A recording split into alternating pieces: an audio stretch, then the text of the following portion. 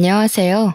지방에서 작은 빵집을 운영하고 있는 30대 여성입니다. 작년까지만 해도 아버지와 같이 운영하던 빵집을 혼자 운영하려니 어색하다 못해 아버지가 그리울 지경이네요. 아직도 빵 반죽을 하다가 뒤를 돌아 아버지를 부르기도 하는데요. 언제쯤이면 아버지에 대한 부재를 마음속에 묻을 수 있을지 의문이에요. 사연을 보내는 지금 이 순간에도 아버지가 보고 싶거든요. 아버지는 20살이라는 어린 나이에 가장이 되었습니다. 같은 대학교 동기와 사고를 친 아버지께서는 할아버지와 할머니의 만류에도 저를 선택하셨어요. 학교까지 그만두시면서 말이에요. 모범생이던 아버지의 반항에 할아버지와 할머니는 절연을 선언하셨다고 해요. 그 후 아버지께서는 혼자서 가장의 무게를 짊어지기 위해 수많은 노력을 했고요. 대학교를 중퇴한 아버지가 할 수 있는 일은 많이 없었죠. 더군다나 목도 못 가누는 신생아를 들쳐업고 다니는 아버지에게 일자리를 줄 사장은 많지 않았죠. 그래서 아버지는 중국집 배달일과 전단지 아르바이트를 병행하며 저를 키우셨습니다. 그러던 중 중국집 사장님께서는 아버지에게 요리를 배워볼 것을 권하셨어요. 재능이 있다면서 말이에요. 머리가 좋던 아버지께서는 한 번 본 요리 방법은 절대 잊지 않고 기억에 그대로 요리를 만드셨거든요. 중국집 사장님 밑에서 조리사로 일하던 아버지께서는 몇 달 후 제빵 학원에 등록해 빵 만드는 법을 배우셨어요. 배움이 빨랐던 아버지께서는 학원을 다닌 지 6개월 만에 제빵사 자격증을 취득하며 빵집에서 일을 하셨죠. 1년 정도 동네 빵집에서 일하던 아버지께서는 다음해 자신의 빵가게를 열었고요. 비록 어머니께서 출산 중 돌아가셔서 얼굴도 제대로 몰랐지만 아버지는 언제나 딸인 저를 1등으로 챙겨주셨기 때문에 어머니의 부재를 느낄 새가 없었어요. 아버지가 얼마나 희생하는지 알기에 하루라도 더 빨리 취업하고 싶었고요. 그래서 간호학과를 선택하게 된 것이었죠. 간호학과를 졸업하고 간호사가 된다면 돈도 많이 벌어 아버지의 부담을 충분히 덜어드릴 수 있을 테니까요.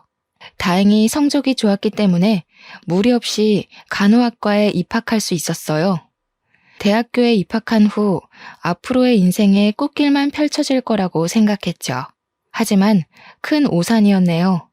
대학교를 졸업하고 대학병원에 취업하자마자 눈앞에 들이닥친 것은 고액의 연봉도 간호사라는 자랑스러운 타이틀도 아닌 선배들의 집단 따돌림과 뒷담화였습니다.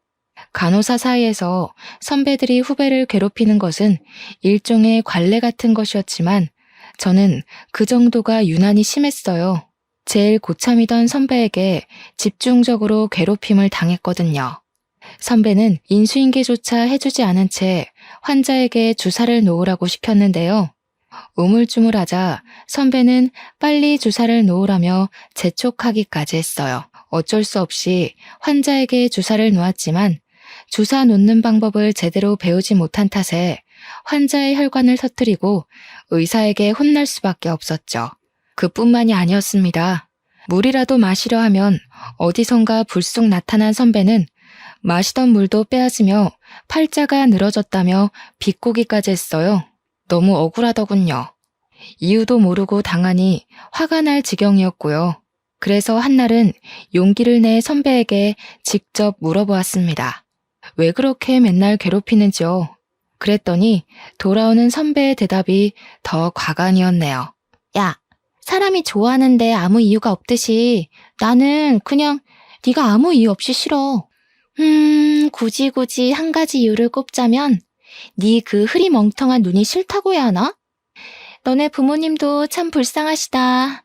너 같은 걸 낳으시고 우리 딸이 간호사가 됐다고 온 동네방네 자랑을 하고 다닐 텐데. 나는 시집 가기도 전에 기도부터 하려고. 시집 가서 너 같은 애 낳으면 소방 맞아도 할 말 없는 거잖아. 우리한테 말은 안 했지만 혹시 모르지? 맹추 딸 낳은 죄로 너네 엄마도 네 할머니한테 소금이나 맞으면서 구박당했을지. 몸에 있는 힘이란 힘은 다 주고 찾아갔지만 돌아온 것은 조롱과 비웃음뿐이었습니다. 그 후 선배의 괴롭힘은 더 심해졌고요. 구내 식당에서 밥을 먹고 있으면 선배는 자기가 먹던 음식을 식판에 부어버리곤 간호사 무리와 키득거리며 지나쳐갔어요. 선배의 괴롭힘이 심해질수록 그만두고 싶은 마음은 굴뚝 같았죠. 매일 밤 제발 사고가 나기를 바랄 정도로요. 그렇다고 해서 간호사 일을 그만둘 수는 없었습니다. 아버지에게 이제야 자랑스러운 딸이 되었는데 행복스레 딸 자랑을 하던 아버지 얼굴에 먹칠을 하고 싶지 않았거든요. 그래서 꾸역꾸역 선배의 괴롭힘을 참으며 병원을 다녔죠.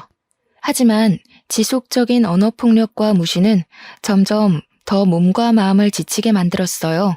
스트레스는 폭식으로까지 이어져 입사를 한 지 6개월 만에 30kg까지 쪄버렸고요. 살이 찌자 선배는 더 악랄하게 괴롭혀오더군요.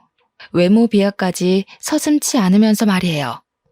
내가 볼 때 미라 씨는 병원이 아니라 정육점으로 출근을 해야 될 것 같은데? 지금 모습에서는 간호사보다 정육점 주인이 더 잘 어울릴 것 같거든. 이왕 이렇게 된 거 병원 일 그만두고 정육점 주인으로 이직이나 하지 그래? 솔직히 같이 일하는 우리야 눈을 포기한다 생각하고 일하면 그만이지만 다른 손님들한테는 민폐일 것 같아서. 어디 요즘 간호사가 의료진이기만 해? 환자들 상대하는 서비스직에 더 가깝지. 미라 씨도 그 튀어나온 비계살 보면서 잘 생각해봐. 미라 씨가 환자고 같은 간호사가 있으면 날씬하고 일 잘하는 간호사한테 자기 몸을 맡기고 싶겠어? 선배의 괴롭힘이 심해지자 머리부터 발끝까지 스트레스가 번져 출근조차 하지 못하겠더군요. 그래서 결국 모든 것을 다 포기한 채 간호사가 된 지 1년 만에 병원을 그만두게 된 것이었죠.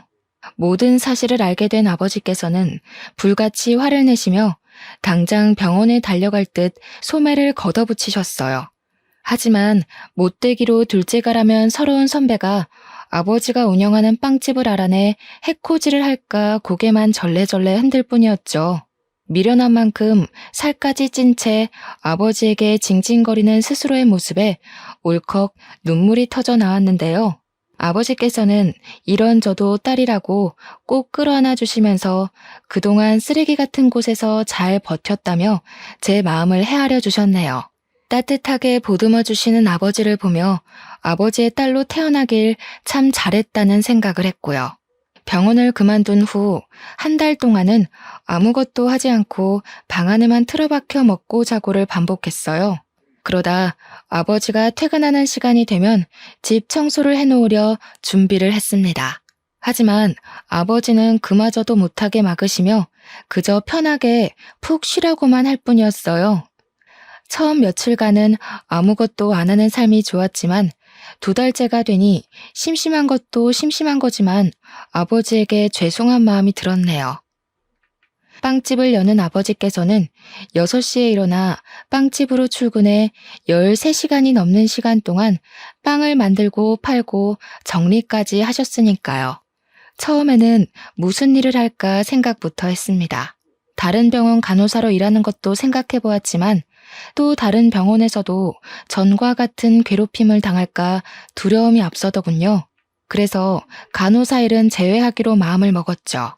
물론 4년간의 대학교에 낸 등록금과 지금까지 간호사로 일하던 시간이 아깝기는 했지만 그게 앞으로 인생을 사는데 큰 영향을 주는 것은 아니잖아요. 그렇게 생각을 하던 중 일단 제빵학원에 다녀보기로 결심했습니다.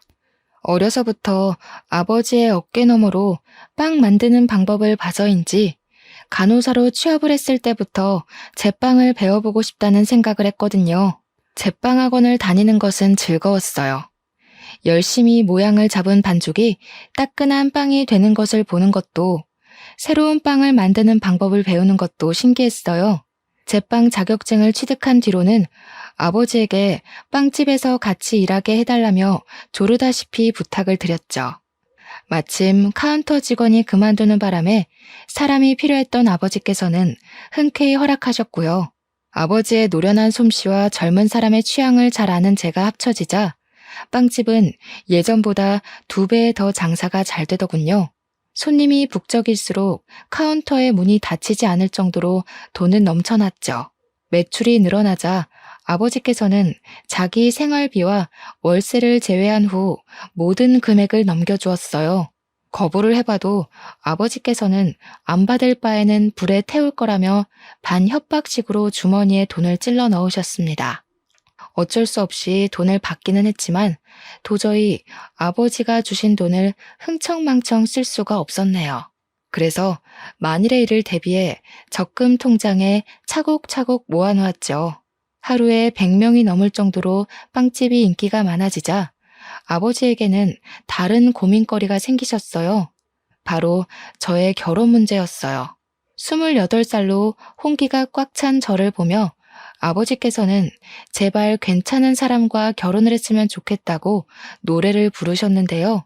그런데 며칠 후 거짓말처럼 호감을 표시하는 사람이 생기더군요. 빵집 단골 손님이던 남자는 어느 날 번호가 적힌 쪽지를 주고 갔죠. 바로 위층 학원에서 고등학교 영어 강사로 일하고 있는 남자는 통통하고 귀여운 제가 마음에 든다며 용기를 냈다고 했어요. 처음에는 사람에게 입은 상처가 커 남자를 밀어내려 했지만 남자는 끊임없이 자기의 마음을 표하며 근처를 서성였죠. 결국 남자의 적극적인 애정 공세로 만남을 시작한 만남은 결혼까지 생각하는 깊은 인연으로 변하게 되었습니다. 남자는 부모님이 빨리 돌아가셔서 중학생 때부터 3살 위의 누나와 함께 의지하며 살았다고 했어요. 오히려 그 점이 마음에 들었죠. 가족이 없는 아픔을 아는 남자라면 오히려 가족의 소중함을 더 잘할 거라고 생각했거든요. 그렇게 시간이 지나고 기다리던 상견례 날짜가 다가왔습니다. 아버지께서는 내색을 하지는 않으셨지만 상견례 자리가 무척 떨려 보이셨어요. 저 또한 예외는 아니었고요. 아직 얼굴을 보지는 않았지만 남자의 누나라면 좋은 관계를 맺을 수 있다고 생각했네요.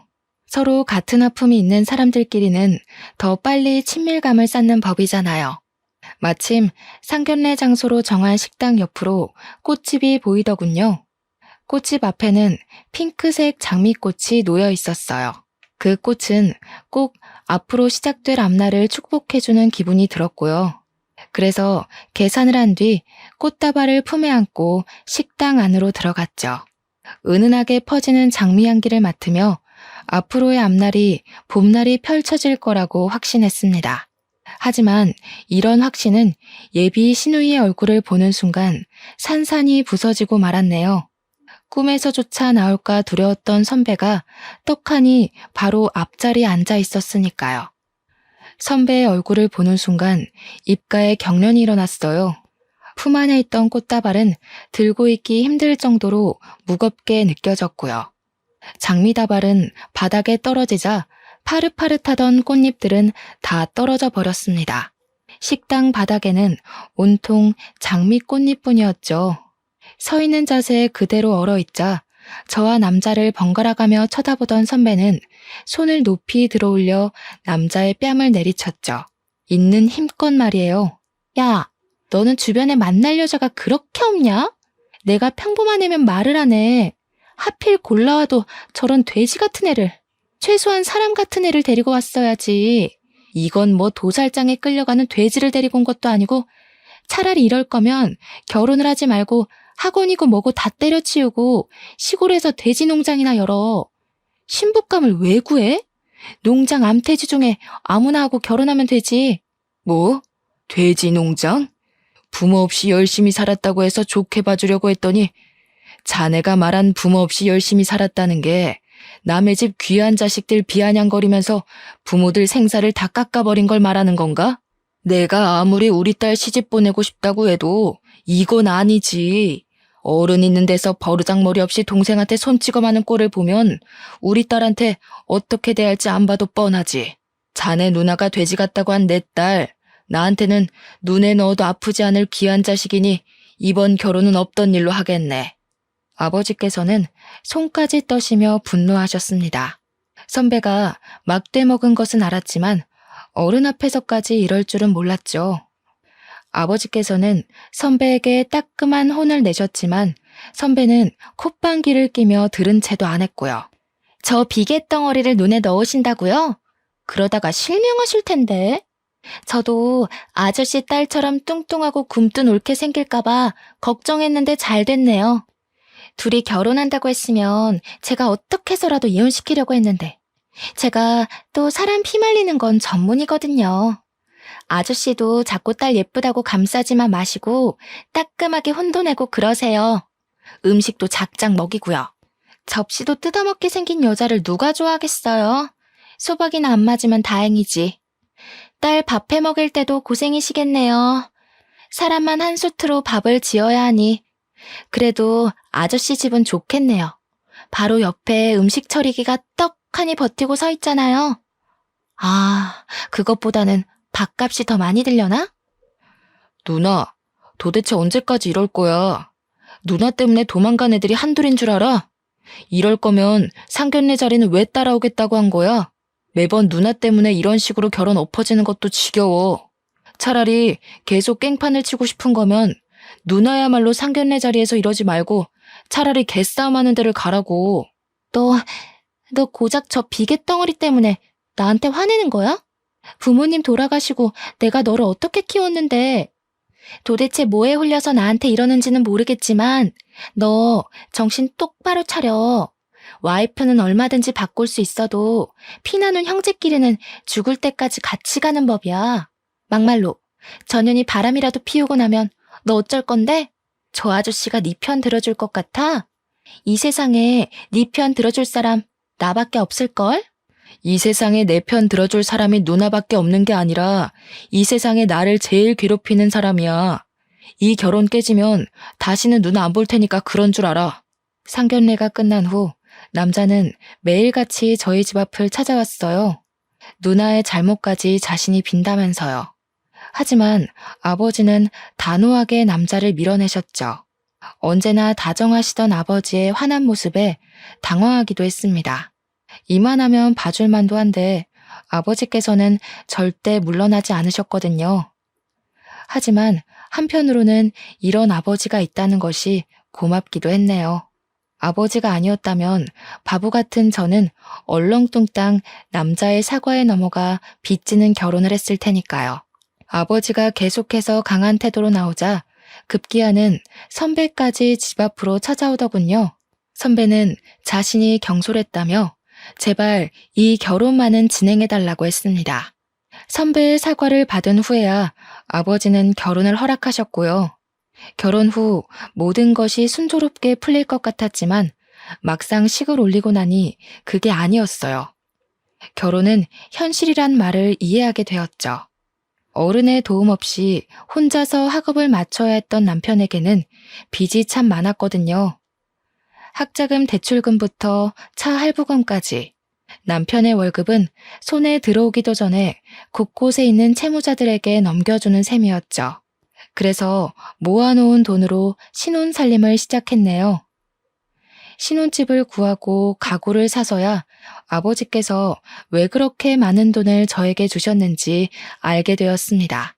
다행히 차곡차곡 돈을 모아놓은 탓에 아파트로 이사를 갈 수 있었어요. 물론 20년이 지난 구축이기는 했지만 집주인이 워낙 관리를 잘해놓은 탓에 리모델링을 할 필요도 없었고 더군다나 위치가 너무 좋았죠. 새로 구한 신혼집은 도보로 출근을 할 수 있었습니다. 신혼집을 구하고 가구로 집을 채워놓고 나니 딱 절반 가까운 금액이 수중에 남더군요. 남은 돈은 당연히 아버지에게 드렸고요.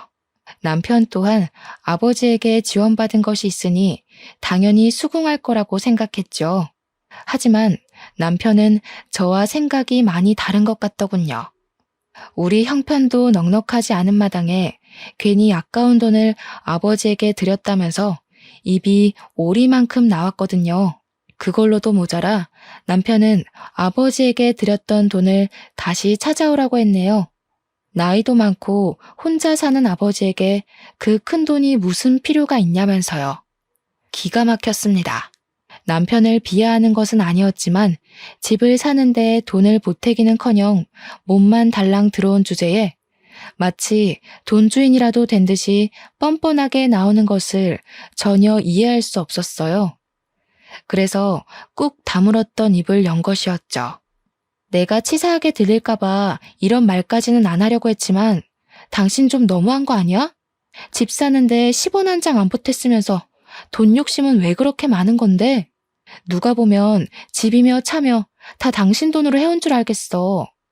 당신이 지금 아파트에서 배 따시게 자서 까먹었나 본데 우리 형편에 이 정도 평수 아파트에서 비싼 가전제품 들이고 사는 게 다 누구 덕분인데. 아빠 돈 아니었으면 우리가 이렇게 살 수나 있었겠냐고. 아, 그래. 네 본심이 이거였네. 그래. 나 부모도 없고 가진 것도 없어서 장가 올 때 빈손으로 들어온 능력 없는 놈이다. 근데 그게 뭐 어때서? 모르고 결혼한 것도 아니고 다 알고 결혼했으면서 이제 와서 그거 가지고 걸고 넘어지는 이유가 뭔데? 애초에 결혼이라는 게 왜 있는 건데? 서로 부족한 점 있으면 채우고 살라고 있는 거잖아. 나도 나지만 당신도 잘난 거 하나 없으면서 서로 보듬고 사는 게 당연한 거잖아. 그까짓 돈 얼마나 한다고 남편 속까지 들치면서 말썽을 피우는지. 우리 사정 뻔히 알면서 장인어른도 그러시는 거 아니야. 빵 반죽만 주무르는 사람이 그 많은 돈 쓸 데가 어디 있다고. 내가 부모였으면 형편 어려운 딸내 부부한테 줬을 거라고. 늙으면 욕심만 많아진다고 하더니 장인어른이 딱 그 꼴이잖아.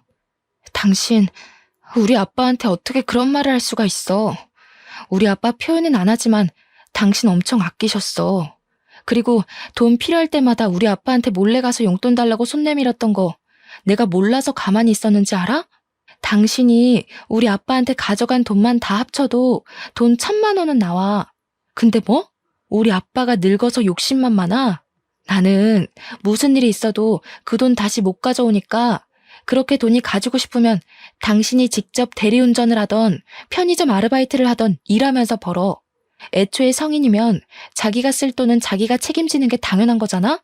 그래, 고아 주제에 아빠 잘 만나서 호강에 코 박은 마누라한테 내가 뭘 바라겠냐? 그냥 닥치고 돈이나 벌면서 처가살이나 해야지. 반박할 말이 없는지 남편은 씩씩거리며 화만 낼 뿐이었어요. 돈 문제로 다투고 난 후에는 감정이 상했는지 일주일 정도 각방을 썼고요. 남편의 행동이 지나치다는 것은 알았지만 얼굴을 붉힐 정도로 심한 일도 아니었기에 그냥 넘어가려고 했는데요. 먼저 신우이에게 전화가 오더군요. 신우이는 전화를 받자마자 입에 담지 못할 상스러운 말들로 귀를 더럽혔습니다. 어찌된 영문인지 신우이는 아버지에게 드린 돈의 행방을 알고 있더군요. 추측하는 것은 간단했어요. 입이 50원짜리 동전보다 싼 남편이 그 사이를 못 참고 신우이에게 돈 때문에 싸운 것을 일러 바친 것이었죠. 신우이는 세상이 아무리 좋아졌지만 어디 남편에게 바락바락 언성을 높이냐면서 혼을 내기 시작했습니다. 병원에서 저를 괴롭힐 때처럼 말이에요. 하지만 그때처럼 가만히 당하고만 있지는 않았네요. 형님이 이렇게까지 저희 부부 지갑 사정을 생각해 주시는 줄 몰랐네요.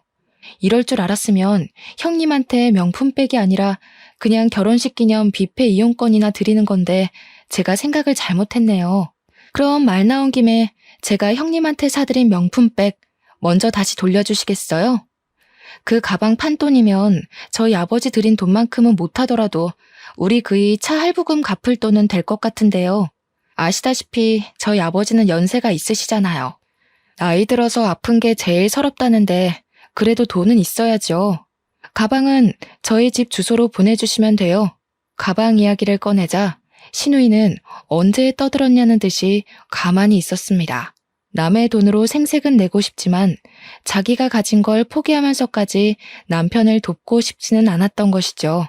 이번 일로 잘 마무리되면 좋았겠지만 남편과 신우이는 여러 번 사건 사고를 일으키며 머리를 아프게 했어요. 사치가 심한 신우이는 언제나 생활고에 시달렸습니다. 월급을 받는 족족 미친 듯이 카드를 긁던 신우이는 부업을 시작한다고 했고요. 신우이가 선택한 부업은 보험이었어요. 보험 영업을 뛰는 친구를 따라 시작한 것이었죠. 신우이가 살가운 척을 한 것도 보험을 시작한 후부터였습니다. 빵집 근처에는 코빼기도 안 비치던 신우이는 병원 일이 끝나면 빵집으로 달려와 보험을 들라며 아버지와 저를 꼬시려고 했죠. 필요한 보험이라면 들어줄 법도 했지만 신우이는 50만 원이나 되는 종신보험을 가입하라며 서류를 내밀었어요. 터무니없는 가격에 놀라 손사래를 칠 때면 신우이는 다 피가 되고 살이 되는 보험이라며 들라고 강요를 했습니다. 참다 못한 아버지께서 호통을 치자 신우이는 그제서야 보험 서류를 가방에 집어넣었고요. 그 후 신우이는 저희 가족에게 보험을 들라는 강요를 하지 않았어요. 신우이가 드디어 정신을 차렸다고 생각했죠. 하지만 그 생각은 오래가지 못했네요. 우연히 확인한 남편의 통장에서는 꾸준히 50만 원이 빠져나가고 있었거든요. 남편에게 50만 원의 행방을 묻자 처음에는 노트북을 사서 그런 거라며 변명을 했어요. 하지만 계속 추궁하자 신우이에게 종신보험을 들어주었다고 실토를 했죠. 남편이 신우이에게서 말도 안 되는 보험을 들어준 것도 화가 났지만 제일 어이가 없었던 것은 신우이였습니다. 자신의 사치를 하기 위해 하나밖에 없는 남동생에게 말도 안 되는 보험을 팔아먹다뇨. 남편의 벌이가 좋았다면 그런가 보다 하고 넘어갔을 수도 있지만 한 달에 300 남짓 버는 사람에게 50만 원은 너무 큰 돈인 거잖아요. 더군다나 학자금 대출과 차 할부금까지 있는 것을 뻔히 알면서 보험을 들라고 강요하다뇨. 당장 보험을 해지하라 말했지만 남편은 요즘 신우이의 사정이 넉넉지 않아 자신이 해지하면 큰일이라고 하더군요. 큰일 나겠지. 백화점에서 룰루랄라 돈 쓸 생각에 신나 있었는데 당신이 보험 해지라도 해봐. 돈 물어주느라 백화점 쇼핑은커녕 밀려있는 카드값도 못 낼 텐데. 형님도 진짜 너무해. 학자금 대출이랑 차 할부금만으로도 빠듯해서 허리 졸라매고 사는 거 뻔히 아시면서 어떻게 50만 원이나 되는 엉터리 보험을 다른 사람도 아니고 동생인 당신한테 들라고 하셔? 아무리 사기꾼이어도 자기 가족은 안 건드린다는데 형님은 도대체 뭐야? 하나밖에 없는 가족이면서 도와주지는 못할 망정 다 부러진 허리에 빨대 꽂으려고 하잖아. 졸라매다 부러진 허리 보는 게 안타까웠으면 당신이 누나 보험 들어줬으면 됐잖아. 일을 꼬이게 만든 게 누군데? 가게 돈통만 털어와도 그까짓 50만 원은 그냥 내겠구먼. 그까짓 50만 원 가지고 유나는. 신우이에게 깜빡 속아 사기를 당했으면서도 남편은 끝끝내 당당했어요. 아니 오히려 뻔뻔하게 턱을 치켜들었습니다. 그래서 직접 나서기로 했죠. 병원을 찾아가자 예상대로 신우이는 오리발을 내밀더군요. 그래서 확실하게 으름장을 놓았습니다. 당장 남편 앞으로 들어놓은 보험을 해지하지 않는다면 보험 사기죄로 고소를 한다고요. 협박을 하고 싶지는 않았지만 말귀를 못 알아듣는 신우이에게는 이 방법뿐이었어요. 역시 고소를 한다는 소리에 신우이는 금세 꼬리를 내렸고요. 된통 매운맛을 봐서인지 그 다음부터는 신우이 또한 함부로 굴지 않았어요. 신우이와는 여전히 껄끄러운 관계이기는 했지만 그래도 얼굴을 붉히지 않을 정도의 거리를 유지하는 것만으로도 다행인 거잖아요. 남편 또한 보험 사건 이후 반성을 했기에 부부관계 또한 더할 나위 없이 좋았는데요. 단 한 가지 문제가 있다면 아이가 생기지 않는다는 것이었습니다.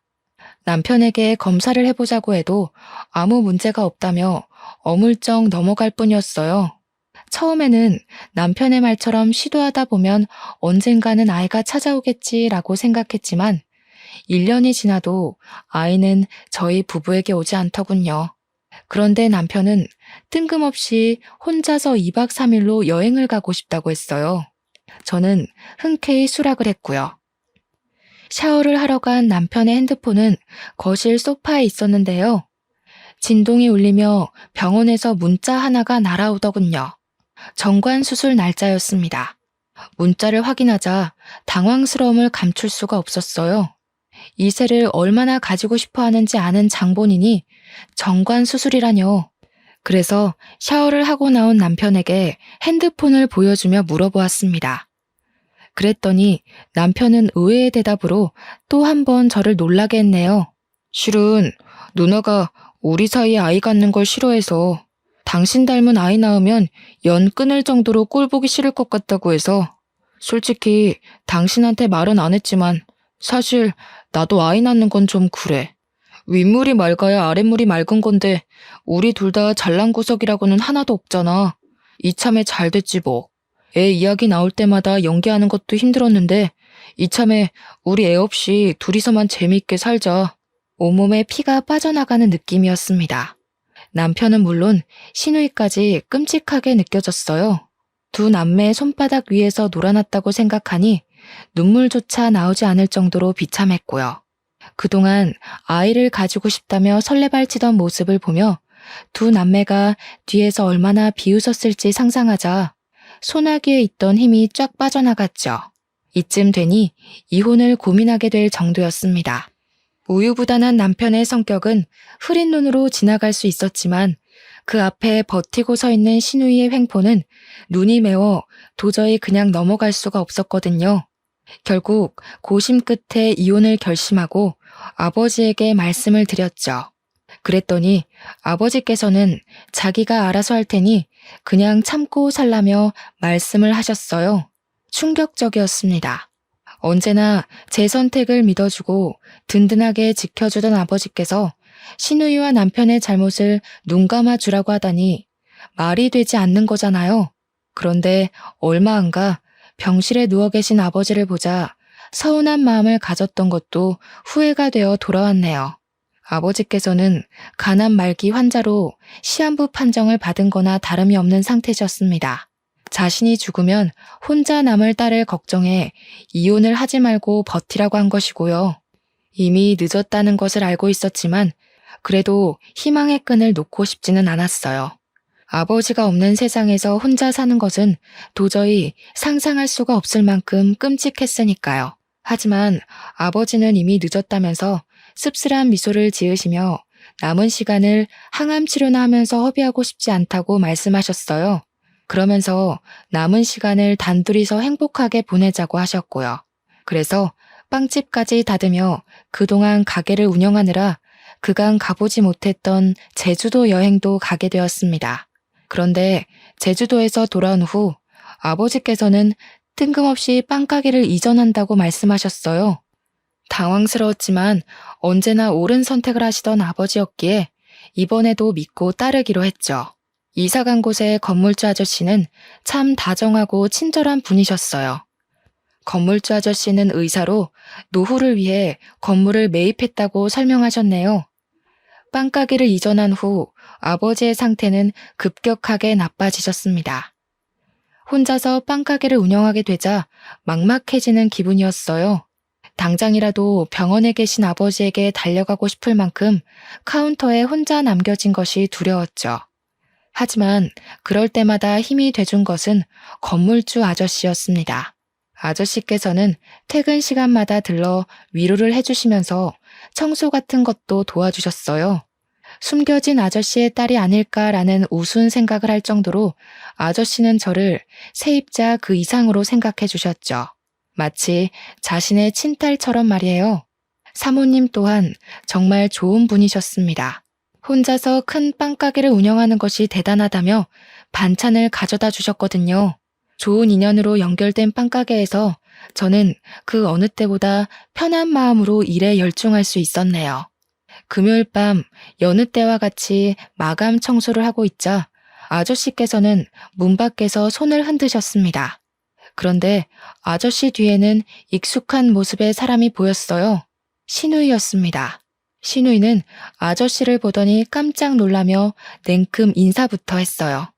버릇없고 아나무인인 시누이가 모르는 사람에게 인사부터 하다니 당황스러웠죠. 하지만 이야기를 나눠보니 시누이가 아저씨에게 인사를 한 이유를 알겠더군요. 건물주 아저씨는 시누이가 일하는 병원의 새로운 의사셨거든요. 올케는 정말 제 친자매랑 다를 게 없어요. 저희 올케한테 이런 은혜를 베풀어 주시다니 몸둘 바를 모르겠네요. 사돈어른께서도 올케가 이렇게 잘 지내는 모습 보면 편안하게 눈 감으실 수 있을 것 같아요. 시누이는 정말 소중한 가족이라도 된 듯 손으로 눈물까지 찍어내며 가증스러운 연기를 펼쳤어요. 그 모습을 본 아저씨께서는 신우이의 마음 씀씀이에 크게 감동하신 듯 했고요. 그 후 신우이는 병원 일이 끝나기만 하면 건물주 아저씨와 함께 가게를 찾아왔어요. 쉬는 날이면 아저씨가 오는 시간에 맞춰 가게의 문을 열 때도 있었죠. 신우이가 가게에서 하는 일은 테이블에 앉아 핸드폰을 하는 것이 다였는데요. 창문 밖으로 신호등을 기다리는 아저씨의 모습이 보이면 들고 있던 빗자루도 빼앗아 열심히 청소하는 척을 했습니다. 흡족한 미소를 지으신 아저씨는 신우이에게 괜찮은 남자가 있으니 만나보는 것이 어떻겠냐며 제안을 하셨어요. 신우이는 당연히 그 제안을 수락했죠. 아저씨의 소개로 만난 둘은 연애를 한 지 3개월도 안 돼 결혼 이야기가 오갔는데요. 재벌에 가까운 재력가에 얼굴도 잘생긴 남자는 신우이가 만나기 아까운 남자였습니다. 갖고 온 빵을 진열할 때면 어느새 찾아온 신우이는 손을 내밀며 반지를 자랑했어요. 네 번째 손가락에는 1캐럿은 거뜬히 넘어 보이는 다이아 반지가 끼워져 있었죠. 아무래도 나는 참 복이 많은 것 같아. 뭐 엄마 아빠가 일찍 돌아가신 게 흠이기는 하지만 만나는 남자들마다 다 나한테 잘해주려고 하잖아. 별 볼 일 없는 여자들이나 끼리끼리 결혼한다고 하는 거지. 나 봐봐. 부모 없는 고아에 가진 거라고는 보증금 1,000만 원밖에 없는데 열째벌 안 부러운 남자 만나서 인생 핀 거. 이런 거 보면 신은 참 불공평해. 나같이 운 좋아서 만나는 남자들한테 모두 사랑받는 사람이 있는가 하면 올케처럼 사랑이라고는 가뭄에 콩 나듯이 받는 사람도 있잖아. 아, 우리 올케 불쌍해서 어쩌나? 그나마 그 뚱뚱한 몸뚱이 감싸주던 아빠마저 하늘나라로 갈 예정인 거잖아. 올케는 내 동생이라도 있는 걸 다행이라고 생각해. 아니었어 봐. 지금쯤 험한 사람 만나서 이 빵집도 다 날리고 판자촌 같은 집에서 유통기한 지난 삼각김밥이나 뜯어먹으면서 살았을걸? 어떻게든 무시하려고 했지만 신우이는 가는 곳마다 따라다니며 신경을 살살 긁어댔습니다. 가뜩이나 쇠약해진 아버지로 인해 곤두선 신경은 신우이의 막말로 인해 피가 날 정도로 고통스러웠죠. 그래서 다물고 있던 입을 열게 된 것이고요. 운이 좋은 게 아니라 남의 걸 잘 뺏어가는 거죠. 저 아니었으면 형님이 아저씨 만날 일도 없었고 분에 넘치도록 좋은 남자 만날 일도 없었을 거 아니에요. 저 아니었으면 말년에 편의점 돌아다니면서 폐기 처분된 삼각김밥 구걸하는 건 아마 형님이었을걸요? 세상 어느 남자가 돈 벌어오는 족족 다 써제끼는 여자랑 결혼하고 싶어 하겠어요. 제발 남의 거 훔쳐갔으면 창피한 줄 알고 입 좀 다물고 사세요. 이게 어디서 훈계질이야? 요즘에 봐줬더니 네가 날 아주 만만하게 보는구나. 카운터 앞에 서 있던 신우이는 빵 진열대로 걸어오더니 급기야 머리채를 잡기까지 했습니다. 어찌나 억센 힘으로 머리를 잡아챘는지 모근이 뽑히는 느낌까지 들었죠. 질 수 없어 힘겹게 팔을 들어 길게 늘어진 신우이의 머리채를 잡자 신우이는 가게가 떠나가라 비명을 질렀어요. 그런데 때마침 들어온 아저씨께서는 그 모습을 보더니 화들짝 놀라며 들어와 저희 둘을 뜯어 말리셨죠. 눈을 치켜뜨던 신우이는 아저씨를 보자 금세 눈물을 글썽이며 불쌍한 척 연기를 했습니다. 바로 해명하려 했지만 급기야 다리에 힘이 풀린 척 연기까지 하는 신우이를 보자 어이가 없어 말이 나오지 않을 정도였어요. 그 모습을 보던 아저씨께서는 신우이 편을 들며 윗사람에게 그러면 안 된다며 저를 꾸짖으셨고요. 그날 일이 있은 후 아저씨께서는 저희 가게로 들러 가족끼리 친하게 지내야 된다고 하셨습니다. 더 이상 신우이에 관해서 말을 하기 싫어 그냥 고개만 끄덕였죠. 그러자 아저씨께서는 신우이의 칭찬을 하셨어요. 요즘 같은 세상에 시부모에게 잘하기 위해서 잘 다니던 직장까지 그만두고 요리학원에 다니며 열심히 신부 수업을 받는 처녀가 어디 있냐면서요. 결국 신우이 편만 드는 아저씨를 보며 결국 폭발하고 말았죠. 가식덩어리 안에 숨겨진 신우이의 음흉한 진짜 속내를 모르는 아저씨가 밉게만 느껴졌거든요. 그래서 신우이의 모든 실체를 까발렸죠. 하지만 아저씨께서는 단지 신우이에 대한 질투 정도로 넘기며 신우이와 사이좋게 지내라는 말만 할 뿐이었어요. 단시간 안에 아저씨를 자신의 편으로 구워 삶은 신우이를 보며 손뼉을 칠 수밖에 없었고요. 그래서 집에 더 빨리 들어갔습니다. 신우이의 실체를 아는 아버지라면 무조건 편을 들어주실 게 분명했거든요. 집에 문을 열고 깜짝 놀랄 수밖에 없었네요. 아버지께서는 의식을 잃은 채 거실 바닥에 쓰러져 계셨거든요. 한 손에는 아버지가 좋아하시던 닭발이 들려 있었습니다. 그게 어찌나 마음이 아프던지 저는 황급히 아저씨에게 전화해 아버지를 병원으로 옮겼지만 끝내 아버지께서는 눈을 뜨지 못한 채 세상을 떠나셨어요. 중요한 수술이 잡혀 있다던 아저씨께서는 장례식장까지 잡아주시며 최선을 다해 도와주셨습니다. 그저 고마울 뿐이었죠. 아저씨가 나가고 넓은 장례식장 안에 혼자 있자 쓸쓸함과 서러움이 한꺼번에 밀려오더군요. 그래서 남편에게 황급히 전화를 건 것이고요. 허우대뿐인 남편이라고 해도 지금은 그 허우대라도 필요했거든요. 하지만 남편은 몇 통의 전화를 해도 받질 않았습니다. 결국 혼자서 텅 빈 장례식장을 지켜야 했죠. 불행 중 다행인 것이 있다면 장례식장에 온 사람이 손에 꼽을 만큼 적다는 것이었어요. 장례식에 온 사람들을 맞을 때면 내가 왜 이곳에 있는지 까먹을 정도로 아버지의 죽음은 멀게만 느껴졌는데요. 아버지의 영정사진을 마주할 때면 아버지의 죽음이 코앞으로 다가와 숨통을 조여오더군요. 숨쉬는 것도 버거운 고통에 눈물조차 흐르지 않았습니다. 가슴을 두드리며 힘겨워하고 있을 때 진한 술 냄새가 느껴졌어요. 주인은 바로 신우이였죠. 술에 거하게 취한 신우이의 한 손에는 초록색 병이 들려 있었죠. 신우이는 오자마자 바닥에 누워 꼬부라진 혀를 놀리기 시작했습니다. 누굴 닮아 사교성이 없나 했더니 다 지아비를 닮아서 그런 거였어. 그런 게 아니면 장례식장에 개미 한 마리 없는 게 말이 되겠냐고. 이게 다 인생을 잘못 살았다는 증거지. 오지도 않는 사람 기다리면서 시간 낭비, 돈 낭비할 바에는 그냥 밖에서 돗자리 하나 깔고 앞에 사진이나 놓는 게 훨씬 낫지 않나? 나 같으면 창피해서라도 빨리 발인하고 집에 갈 텐데. 올케는 참 낯짝도 두꺼워. 원래 피부 껍데기가 두꺼워서 그런 건가? 형님, 아무리 제가 밉다고 해도 그렇지 어떻게 저희 아버지 마지막 가시는 길까지 따라와서 행패를 부릴 수가 있으세요? 제가 형님한테 뭘 그렇게 잘못했길래 저희 아버지 장례식장까지 따라 들어와서 괴롭히는 거예요? 간호사 때부터 지금까지 아무 이유도 없이 사람 피 말리는 거 지겹지도 않으세요? 누가 먼저 시작한 건데. 애초부터 난 너네 부녀 마음에 들지도 않았어. 그러면서 신우이는 꽁꽁 감춰뒀던 이유를 말하기 시작했습니다. 아버지께서는 제가 야간 근무를 할 때면 손수 도시락을 만들어 가져다 주셨는데요.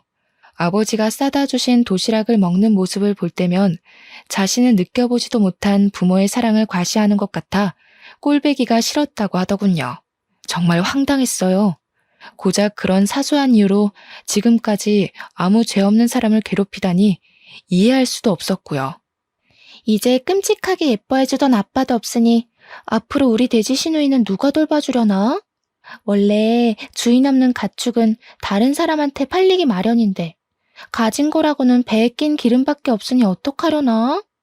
혹여라도 내 동생이 평생 너 같은 돼지 돌봐줄 거라고 생각하지는 말고 내 동생은 이미 너보다 훨씬 예쁘고 능력 좋은 애 물어서 새 출발하려고 준비 중이거든. 아마 지금도 그 애랑 같이 있을걸? 그러니까 너는 가만히 있다가 칼 들고 찾아온 미친놈한테 썰려 먹힐 준비만 하고 있어. 그게 최선이니까. 감히 내 딸한테 그게 무슨 막말이야? 신우이의 조롱을 당하고 있을 때였습니다. 뒤에서 아저씨의 호통 소리가 쩌렁쩌렁하게 울려 퍼졌죠. 깜짝 놀라 뒤를 돌아보자 아저씨는 붉어진 얼굴로 신우이를 노려보고 있었어요. 성난 아저씨의 얼굴을 본 신우이는 술에 확 깬 듯 보였습니다.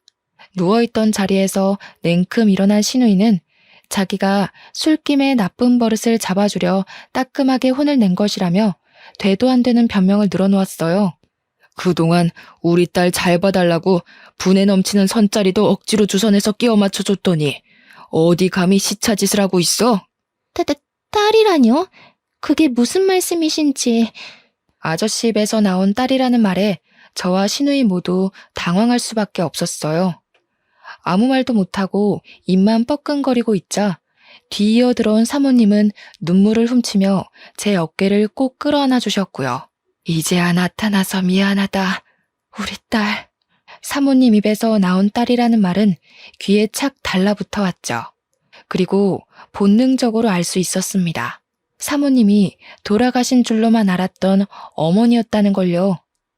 부잣집 외동딸이었던 어머니의 임신 소식에 외가댁에서는 골머리를 앓으셨다고 해요. 그럴 수밖에 없었어요. 어머니와 어울리지 않게 아버지께서는 가난한 농부의 자식이었거든요. 그래서 어머니 또한 저를 지우려고 한 것이고요. 하지만 아버지께서는 무릎까지 꿇으시며 쥐죽은 듯이 아이를 키우면서 살 테니 제발 낳아만 달라고 애원을 하셨습니다. 어머니께서는 약속을 지키셨죠. 그 후 어머니는 자신의 존재를 비밀로 붙인 채 매달 생활비를 보태주면서 살아왔다고 해요. 그러던 중 시한부 판정을 받은 아버지의 전화에 모습을 드러내신 거고요. 이미 건물주 아저씨와 결혼을 한 어머니께서는 저의 존재를 그때 털어놓으셨습니다. 자식이 없던 아저씨께서는 어머니의 숨겨진 부분까지 안아주셨어요. 모든 것을 알게 되자 왈칵 눈물이 터져 나오더군요. 지금까지 아버지를 제외한 누구에게도 사랑받지 못하는 삶을 살았다고 생각했었는데 보이지 않는 곳에서 많은 이들의 사랑을 받은 것이잖아요. 그리고 아버지가 남겨주신 사랑의 덩어리가 너무 커 어떻게 해야 할지를 몰랐습니다. 어머니께서는 아버지의 영정사진 앞에 목 놓아 우는 것을 지켜보시며 등을 토닥여 주셨어요. 반대로 그 옆에 서 있던 시누이는 산 송장처럼 퍼렇게 질린 얼굴로 손을 덜덜 떨었죠. 신우 자리에서 우리 딸한테 어떻게 대했는지 잘 알았으니 보고 느끼고 들은 그대로 남편 될 사람한테 알려줘야지. 저도 알고 보면 참 불쌍하게 살았어요. 올케는 아버지 사랑이라도 받았지만 저는 부모님이 일찍 돌아가신 탓에 사랑은커녕 얼굴도 제대로 모르고 컸는데 제발 불쌍하게 생각해서라도 시댁에 알리지만 말아주세요. 저 이 결혼 잘못되면 살 자신이 없어서 그래요. 이번만 두 눈 감고 넘어가 주시면 앞으로 올케 근처에는 얼씬거리지도 않고 쥐 죽은 듯이 살게요. 그러니까 제발 한 번만 봐주세요. 시누이는 고개까지 조아리며 두 손이 발이 되도록 빌었지만 아저씨의 태도는 완고했어요. 오히려 그런 행동이 독이 된 듯 보이기도 했죠. 사람이 어렵고 힘든 걸 알았으면 더 잘해주려고 했어야지. 나는 더 이상 소중한 우리 딸 가축 취급하던 인간이랑은 얼굴 맞대고 이야기하고 싶지 않으니 당장 돌아가게. 지금이야 그동안의 정을 생각해서 시댁에 알리는 것만으로 끝나지만 한 번만 더 우리 딸한테 그 가짜는 혀 놀렸다가는 병원 근처에도 얼씬 못하게 할 테니까 그런 줄 알고. 이건 말도 안 돼. 내가 저 돼지 새끼보다 못한 게 뭔데 이런 대우를 받아야 되는 거냐고.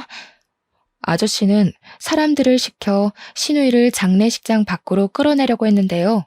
시누이는 마지막 발악이라도 하는 듯이 바닥에 손톱을 박아 넣으며 안간힘을 쓰고 장례식장 밖으로 나가지 않기 위해 버티더군요. 하지만 시누이의 처절한 버팀도 경찰이 오면서 끝이 났어요. 아버지의 장례식이 끝난 후 아직도 정신을 차리지 못한 시누이는 버젓이 문을 열고 빵가게 안으로 들어왔습니다. 꼴이 말이 아닐 정도로 초췌해진 시누이는 대뜸 핸드폰부터 내밀었어요. 너 때문에 결혼식장 들어가기도 전에 파혼하게 생겼으니까 우리 남편한테 전화해서 지금까지 아저씨 한 말 다 거짓말이었다고 말해. 물론 네 입장에서는 내가 미울 수도 있겠지만 그래도 내가 망가지는 꼴을 보고 싶은 건 아닐 거 아니야. 네가 우리 동생이랑 이혼할 것도 아니고 만약 너 때문에 갈 곳도 없는 내가 파혼당하면 오히려 불편한 건 너라고. 생각해봐. 맨날 한 집에서 얼굴 부딪히면서 살아야 할 텐데 그게 어디 말처럼 쉬운 일이야? 그러니까 괜히 서로 얼굴 붉힐 일 만들지 말고 빨리 전화해서 다 거짓말이었다고 말해. 그 정도 하면 나도 동생한테 잠은 집에 들어와서 잘하는 말 정도는 해줄 테니까 너도 알잖아. 우리 동생 내 말이면 껌뻑 죽는 거. 애초에 삐뚤어진 형님 인성 때문에 굴러들어온 복을 넝쿨째 뽑았으면서 제가 어떻게 복원 작업을 하겠어요. 수습하는 것도 뿌리가 있어야 가능한 거죠. 아저씨 눈에 잘 띄어서 부자 남편이랑 결혼할 뻔한 것도 다 자기 복대로라고 하셨으니 이번에도 형님 복대로 알아서 잘 처리해보세요. 형님이 진짜 복이 있다면 제 도움 없이도 잘 처리할 거 아니에요. 별 시답지도 않은 동생으로 흥정이나 해볼까 머리 굴리신 모양인데 형님 동생 떳떳하게 거래할 만큼 가치 있는 사람 아니에요. 아, 혹시나 나중에 또 조도 안 가질 동생 들고 와서 헛소리 할까봐 미리 말하는데요. 폐기 처분된 형님 동생 데리고 살 생각 없으니까 데려가서 구워 먹던 삶아 먹던 알아서 하세요. 상해서 먹을 수가 있을지 모르겠지만 그럼 지금까지 좋은 꿈 꿨다 생각하시고 앞으로는 시궁창 같은 현실에서 어디 한번 잘 살아보세요. 다른 사람들은 다 아는 현실을 인정하지 못한 신우이는 진열해 놓은 빵을 바닥으로 던지며 행패를 부리기 시작했어요. 저는 당연히 그 모습을 카메라로 촬영해 건물주 아저씨한테 보냄과 동시에 112에 신고를 했죠. 그 일이 있고 난 후 결국 신우이의 결혼은 무산이 되었다고 했습니다. 양파 껍질처럼 까도 계속 나오는 신우이의 실체에 남자 쪽 부모님께서는 크게 분노하셨고요. 들리는 말에 의하면 그동안 신우이가 물처럼 써댄 돈을 다 신우이 앞으로 청구하셨다고 하더군요. 병원까지 그만두고 부잣집 사모님이 된다며 동네방네 소문내고 다니던 신우이는 현재 조그마한 병원의 간호사로 일하며 빚을 갚는 중이라네요. 누나에게 떨어질 콩고물을 기대하던 남편은 상황이 자신에게 불리하게 돌아가자 집으로 슬금슬금 기어들어왔는데요. 남편을 보자마자 멱살을 잡아올리는 아저씨 덕분에 편하게 이혼할 수 있었죠. 현재 건물주 아저씨의 양녀로 들어가 어머니와 함께 행복한 시간을 보내고 있는 중입니다.